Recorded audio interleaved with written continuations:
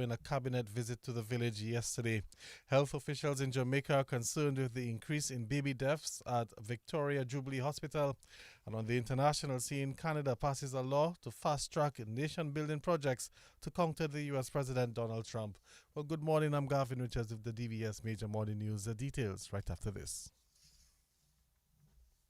Need one trusted place to stock up for your home, shop, or business? Fine Foods Inc. Distribution has got you covered. From dry goods and frozen foods to your favorite drinks, alcoholic and non-alcoholic, plus all the household must-have. We've got it all under one roof. We're right here in Jimmy Dominica. And yes, we deliver fast. Whether you're running a supermarket, a corner shop, a bar, or just like your pantry full and happy, Fine Foods Inc. brings you the best brands you know and love. Great prices, top-tier service, trusted products. Call us at 255-6810 or 316-0164 or drop by our Jimmy location to check out what's in store. Fine Foods Inc. Fine Foods Inc. The biggest distributor for the biggest brand. Petro Caribe. Tank installation is part of our mission. Excellent client support is what we got. Contribution to development of Dominica. Supply of LPG at an affordable rate. Let's go. Petro Caribe straight. No time to waste. So come on everyone with me to Petro Caribe. 250 gallon propane tank. 420 pound propane tank. 100 pound LPG cylinder. Petro Caribe. 20 pound fiberglass cylinder. Petro Caribe. Petro Caribe. Petro Caribe. Petro Caribe. Petro Caribe. Petro Caribe. Petro Caribe. Since 1910, HHV Whitchurch and Company Limited has proudly served Dominica, offering a wide variety of products and services in shipping, logistics, insurance, travel, retail, and wholesale. We are committed to serve you. Contact us today at 767-255-1100 or visit us at our main office on Old Street, Roseau. From humble beginnings to proud achievements, HHV Whitchurch and Company Limited. DBS News. Welcome back. First up in the news this morning, Prime Minister Roosevelt Skerritt has led a cabinet delegation to the community of Bells and says that relief is underway for the area. Mr. Skerritt says government will act speedily to address the concerns of the residents. There are three main challenges outside of obviously the housing need in Bells that the people have been speaking about. One is the playing field. The second is the condition of the health center. And thirdly, the condition of the road. So we visited all three locations. The playing field, we will send the equipment on there on Monday to start clearing up and then to let the residents have access to the playing surface. Of course, there are some associated works that we need to do with the construction of a drain to carry the water off the playing surface. So that's in the cards. Of course, the health center, we have to refurbish the health center in a dramatic way and also do some extension for additional space for storage and also the comfort of the district nurse. She requires a shower and a kitchen so that she can have her own private space and so forth. And of course, space for storage and greater comfort of the clients who come to visit the health center. And of course, the road, Bells is a very long village from the main road all the way into the farms, and over the years we spent a lot of money on the roads in Bells. And of course you have a heavy rainfall, constant rainfall there, so that's a challenge there. But clearly we need to continue with the road interventions that we've had in the past, and there's a commitment to start this. We'll allocate some funds for this. We have 2 self-loading mixers. We'll mobilize them here, both of them with all the materials, and engage local contractors to start the construction of the road surface. So those 3 interventions, we'll work on them immediately. We also will be starting some homes and some home repairs for the residents there. We've done some assessments, and then we will start mobilizing materials on site for some of the residents that we're starting with. And that was Prime Minister Roosevelt Skerritt. Parliamentary representative for the area, Darren Lloyd, says government's intervention in the community of Bells is timely. A large percentage of the residents of Bells are farmers, predominantly farmers. So we use this road to come to and from our different farmlands. I'm very happy that we actually drove on this road so we can get a clear understanding of what the people go through on a day-to-day basis, because their challenges are real and something that we have recognized, something we identify. And I am very, very elated that the Ministry of Public Works is present together with the Honorable Prime Minister, and that we actually on this road so we can see what they're going through. So once this is done, it is going to be profound, extraordinary for the farmers of Bells, because they have been very productive even on the road as we speak. So when it's enhanced, we can expect that we're going to have an enhancement in our productivity. In terms of the health center obviously is a need to the people of Bells in terms of renovation and extension. The challenges that currently exists in terms of the health center are all genuine. It's something that, as we said, as PM said, that has already been assessed. So we may reassess because additional work has to be done. And once this is completed, then every single resident stands to benefit as a result. In terms of the playing field, obviously children need the playing field. Bells, we don't have many areas that we can recreate. So this is an absolute gem and blessing that we'll be receiving in the playing field. So I am ever so thankful. And housing, obviously we have a few housing issues in Bells that has been identified by this government administration. We have given the people of Bells the assurance that it shall be confronted. So I'm extremely happy that it is being materialized as we speak. Parliamentary Representative for the St. Joseph constituency, Darren Lloyd. The Caribbean Cadet Camp, scheduled for next month in Dominica, is expected to strengthen the regional cadet movement, while over 300 cadet officers and officials within the region will be on island for the Caribbean Cadet Camp.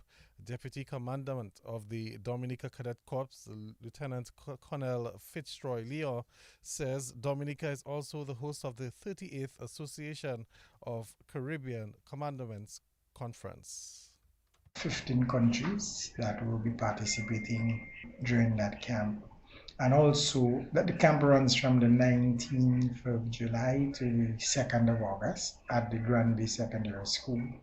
And the Commandants Conference, where we still have another 15 commandants with the staff officers and adjutants, and that would be attending the conference from the 28th to the 31st of August.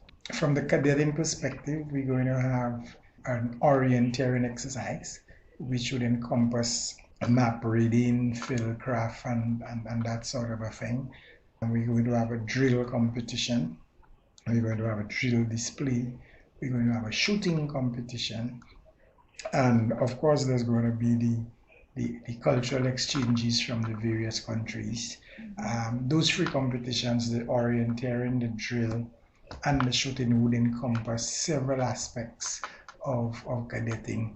But we're anticipating a total about 350 cadets and officers that's going to be on island for the 2-week period. And that's Lieutenant Colonel Fitzroy Leo of the Dominica Cadet Corps. He says that the Caribbean Cadet Camp will also have a positive impact on Dominica.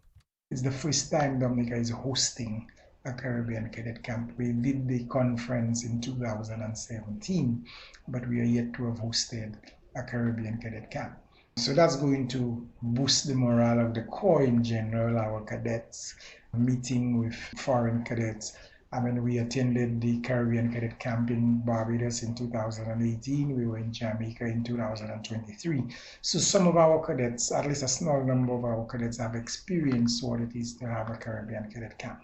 But it's the first time we're going to be hosting where the entire Caribbean, 15 of our 18 member countries are going to be in Dominica.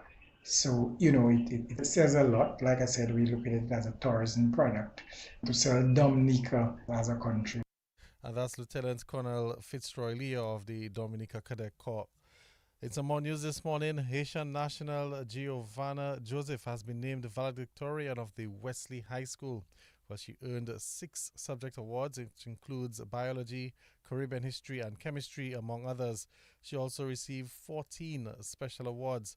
Wesley High School student, or that should be the head girl, Silisha Jomin, was named salutatorian. She received 5 subject awards, including English language, geography, and information technology, along with 10 special awards. such as the Big Edge Financial Express Award for Excellence in Accounts and the Unicomer Excellence in Business Studies Award.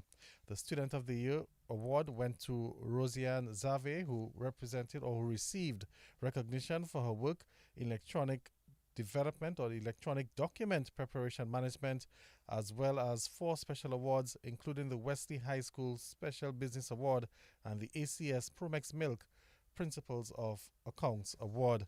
A total of 18 students graduated from the Wesley High School. The featured address was delivered by Attorney at Law Singola Bloomquist Williams. No matter where you come from, no matter your background, technology is leveling the playing field. With a Wi-Fi connection and the right mindset, you can learn anything. Start something, change something, lead something. But don't forget the most important part of this puzzle, you. It's not technology that defines you. It's the people who do it. It's your idea, your compassion, your vision, your refusal to settle for what is when you know what could be.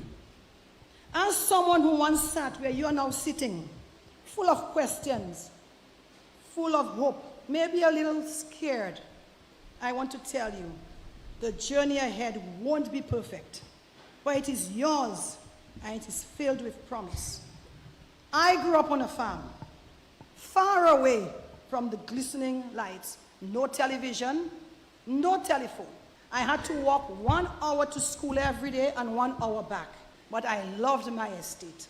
It gave me comfort, and whenever I felt down, I never wanted to stay in Roseau, I headed back to my comfort zone.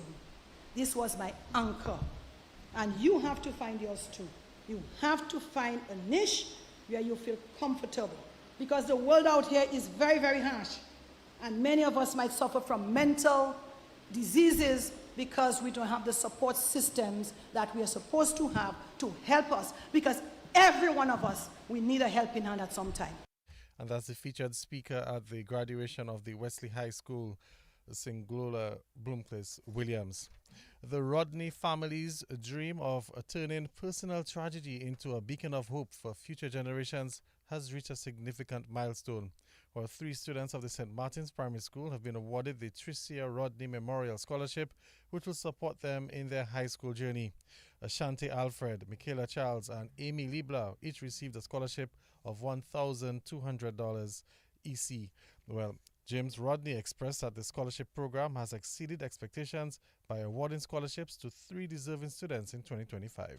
In 2024, the Marissa Tricia Rodney Scholarship Initiative, a dream that took over 20 years to become a reality, was established when we presented a first-year scholarship to Emily Thomas, who is now at the Convent High School. This year, 2025, I am happy to announce that we will present 3 students with first-year scholarships to attend secondary school. In just 1 year, thanks to a genuine collaboration with shipping giant King Ocean Services, who identified with this initiative, reached out to be part of giving our students an opportunity for higher education. I wish to extend my sincere and deepest thanks to Mr. Denison Mitchell, a schoolmate of mine and now the Senior Account Executive for King Ocean. This initiative aims to uplift those who excel in their national assessment exams and who come from backgrounds of need, mirroring the resilience and determination which Marissa exemplifies. And that was James Rodney. Well, let's head into news from the region this morning.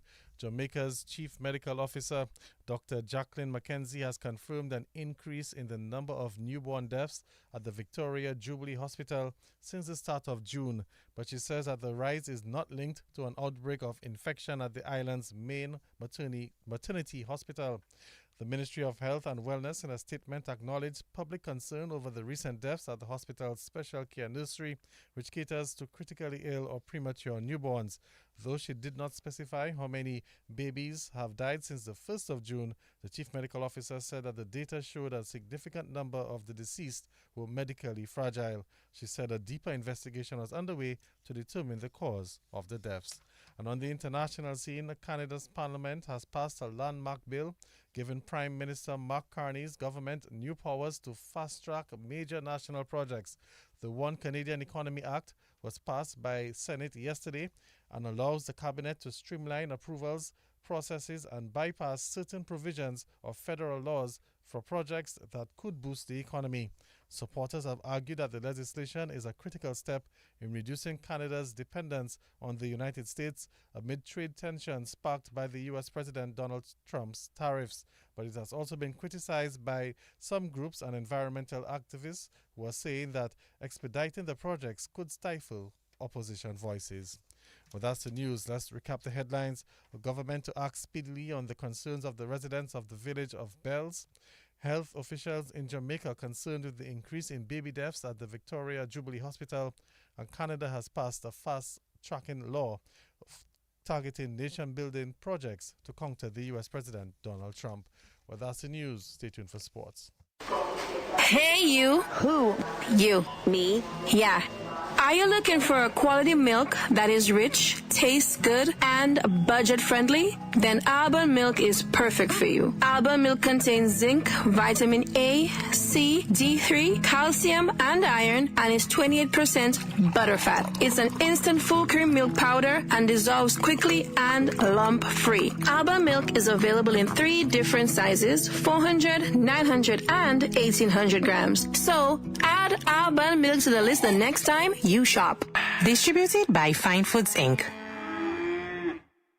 Since 1910, HHV Whitchurch and Company Limited has proudly served Dominica, offering a wide variety of products and services in shipping, logistics, insurance, travel, retail, and wholesale. We are committed to serve you. Contact us today at 767-255-1100 or visit us at our main office on Old Street, Roseau. From humble beginnings to proud achievements, HHV Whitchurch and Company Limited.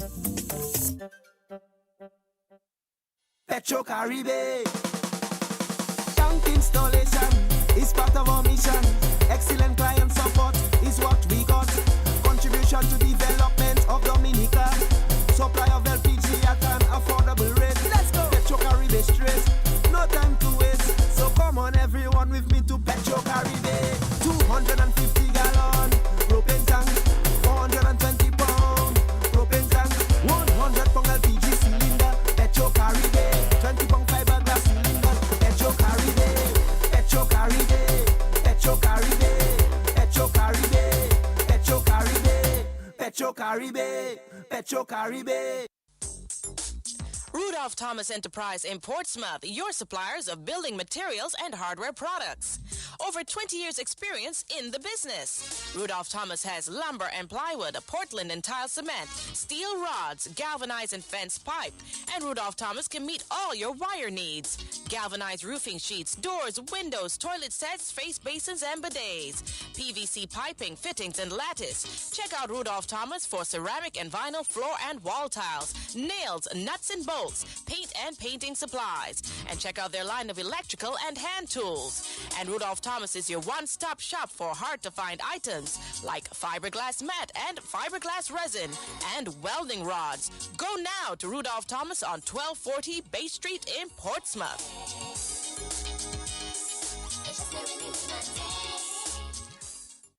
Just Mobank me. Here's my ID. Just Mobank me. It's that easy. The faster, easier way to bank. NBD makes it easy to bank online, anywhere, at any time with Mobanking. The faster, easier way to bank. The faster, easier way. So transfer funds on Mobanking. The faster, easier way. To pay your bills with Mobanking. The faster, easier way. So order checks on Mobanking. The faster, easier Pay employees way. on Mobanking. The faster, easier way to bank. Plus, you can now top up your phone on Mobanking. Top me up. No need for cash or card. Simply log into Mobanking to top up your phone.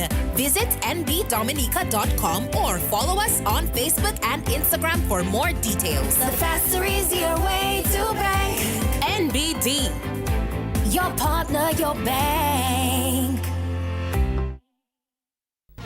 Covering the nation and beyond. DBS Sports Report.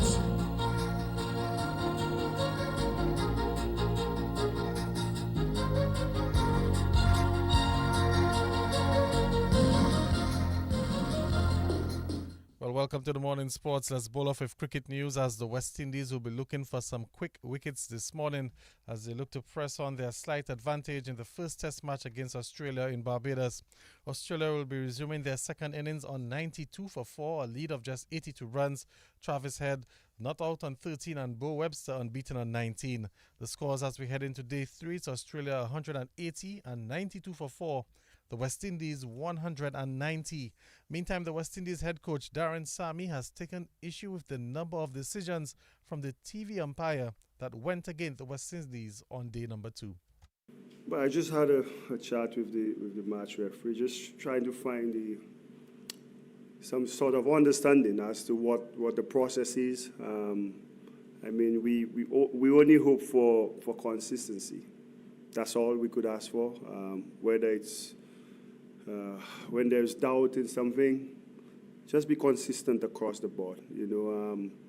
I've noticed, especially with this particular umpire, it's been something that's, for me, it started in England, but it's frustrating, and God is so good. He gives you 2 opportunities to do 2 decisions. 2 caught behinds, 2 LBWs, and it seems like we come up on the sharp end of the stick all the time. So I just ask for consistency in the decision making. No, I'm just saying, judge what you see. If you see the same thing and one is not out, and there's even more doubt on the other one, then you give it out. So again, I don't know what he's seen, but from the images that we've seen, the decisions are not fair enough for both teams. In our opinion, we saw the ball deviated onto the pad, and unless there's I don't know what's inside the third umpire, unless there's a super zoomer that gets it closer that we don't see on the replay. And that's what I'm trying to find out. And I've asked the match referee for a sit down. We're all humans. Mistakes will be made. I just want fairness. And that's the West Indies head coach Darren Sammy. Meantime, West Indies fast bowler Jaden Seales says it's been a good contest so far and says that the West Indies need to continue doing the right things on the field to push for victory. It's a good pitch for the bowlers, I must say. It's hard work to score runs on. It's a bit slow. There's still a bit of movement once the ball is new. And I think both teams utilized the new ball very well, and then they kept building pressure in the middle overs. And then today we came back. We had to bowl again after not much rest yesterday, but getting to come back and bowl and build pressure on the Australians and get 4 wickets at the end of the day was a good thing for us. West Indies fast bowler Jaden Seales. Australian fast bowler Mitchell Starc says the conditions have favoured the bowlers. Yeah, they obviously had a partnership through the middle there and played pretty well. But overall, I think it's an indifferent wicket. So I think throughout the 2 days, it's shown if you bowl in the right areas for long enough, there's enough chances. So even when the ball got a little bit older or got changed again, it still did some sideways stuff. So I think the bowlers have been in the game throughout the 2 days and no doubt continue tomorrow. Indeed, at the moment, Australia leads by 82 runs. What, in your estimation, will be an unassailable target for the West Indies? 700. It's only the end of day 2, so there's obviously a lot of time. As I said, the wicket still is enough there for bowlers.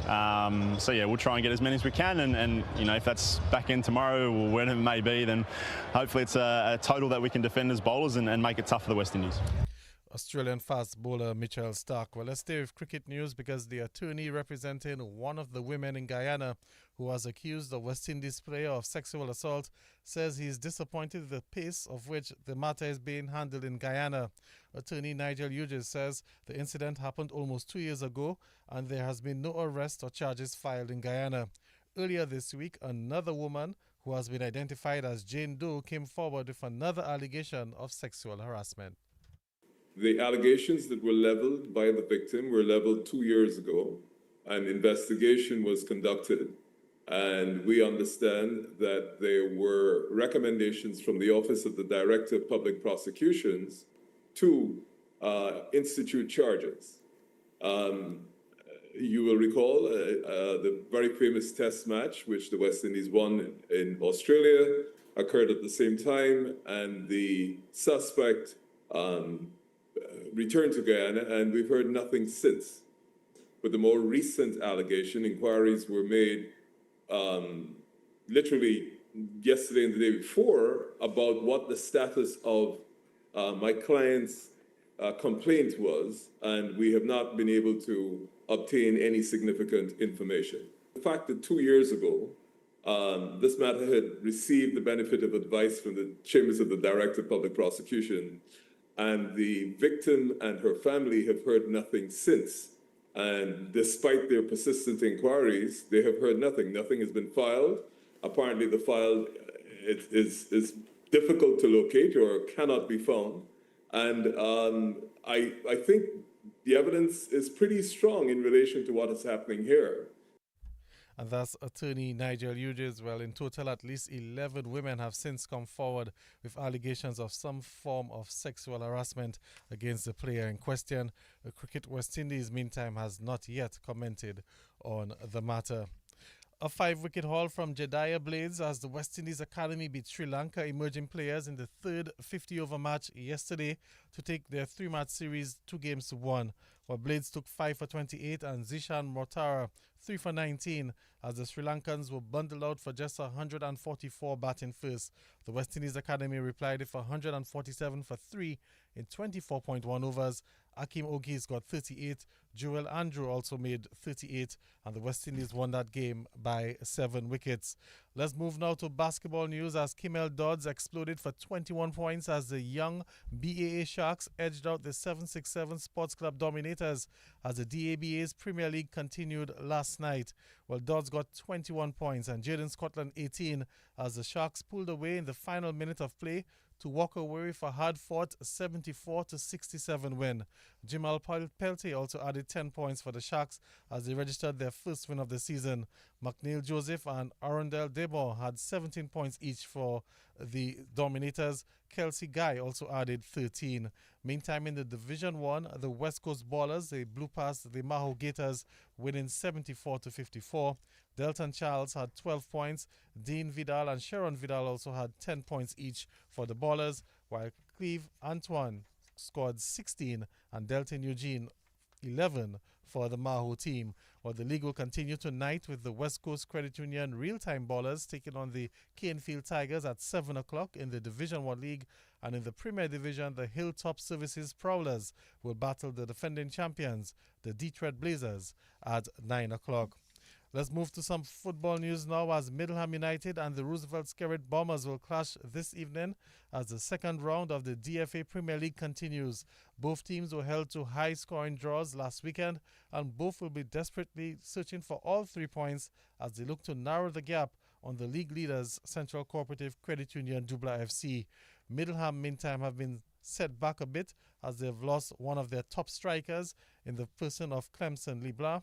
Libla has secured a transfer to the Belfast Estate Mahusuka Strikers, while the Roosevelt Skerrit Bombers and the Middleham United team, they will clash at 6:30 tonight at the Benjamin Park in Portsmouth. And finally this morning, the Minister of State with responsibility for sports, Senator Oscar George, says government will undergo a rehabilitation of the playing field in Bells. His comments following a government site visit to the village yesterday.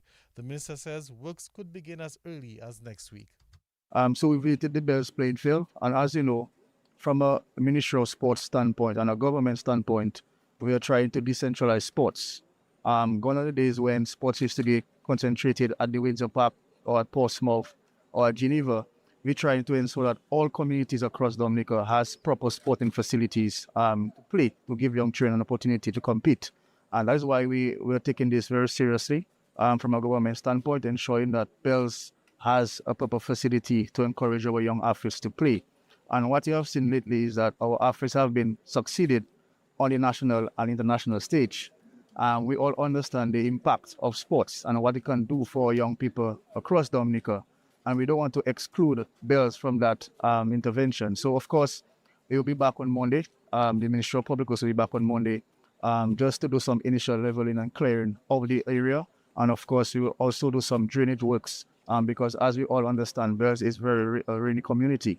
But at the end of the day, these interventions is very important for the development of a community. It not only brings the community together, but offers our athletes an opportunity to compete from a very young age.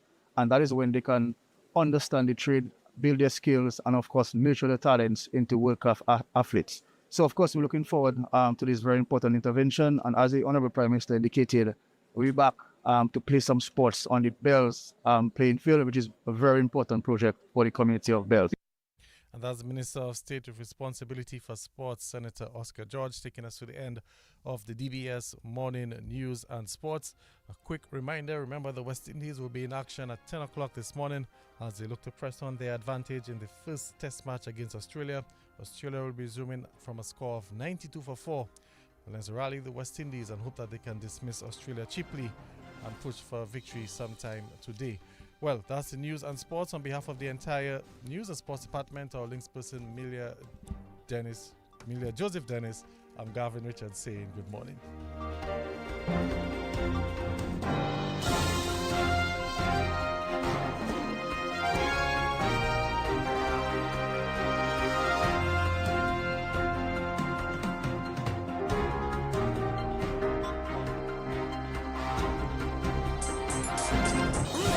Enterprise in Portsmouth, your suppliers of building materials and hardware products.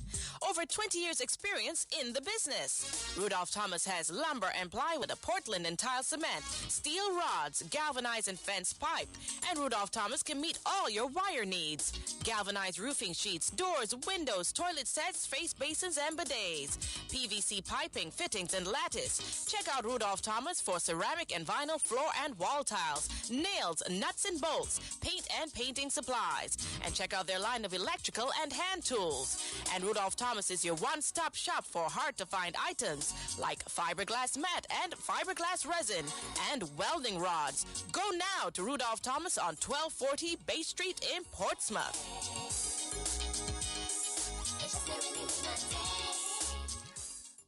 Just Mobank me. Here's my ID. Just Mobank me. It's that easy. The faster, easier way to bank. NBD makes it easy to bank online, anywhere, at any time with Mobanking. The faster, easier way to bank. The faster, easier way. So transfer funds on Mobanking. The faster, easier way. To pay your bills with Mobanking. The faster, easier way. So order checks on Mobanking. The faster, easier Pay employees way. on Mobanking. The faster, easier way to bank. Plus, you can now top up your phone on Mobanking. No need for cash or card. Simply log into Mobanking to top up your phone. Visit nbdominica.com or follow us on Facebook and Instagram for more details. The faster, easier way to bank. NBD. Your partner, your bank. All right, the time now it is 27 minutes, moving up to 8 o'clock. It's now time to bring you this morning's weather report, brought to you compliments Big Edge Financial and Flu. And we say good morning to Karen Basil Lawrence. Good morning. The weather report from the Dominican Meteorological Service at the Douglas Jones Airport for today, Friday, June the 27th, recorded at 7 a.m. The weather today is expected to be partly cloudy to occasionally cloudy and slightly hazy with scattered showers mainly during the morning. And tonight it is expected to be partly cloudy and slightly hazy at first, becoming increasingly cloudy with scattered showers and a slight chance of isolated thunderstorms. At 7 a.m., the weather at Douglas Jones was cloudy. The winds were coming from the east at 6 knots or 11 kilometers per hour. The air temperature was 27 degrees Celsius or 81 degrees Fahrenheit. Rainfall measured yesterday at Douglas Jones was 3.4 millimeters. The rainfall total for the month so far is 95.6 millimeters. The sun will set today at 6:40 p.m. and rise tomorrow at 5:37 a.m. The next high tide today will be at 6:49 p.m. and the low tides at 12:27 p.m. and 11:36 p.m. The weather outlook for Dominica and the Lesser Antilles. The passage of a weak low-level trough is expected to support some cloudiness and the scattered showers across the island during the morning period. Occasional gusty winds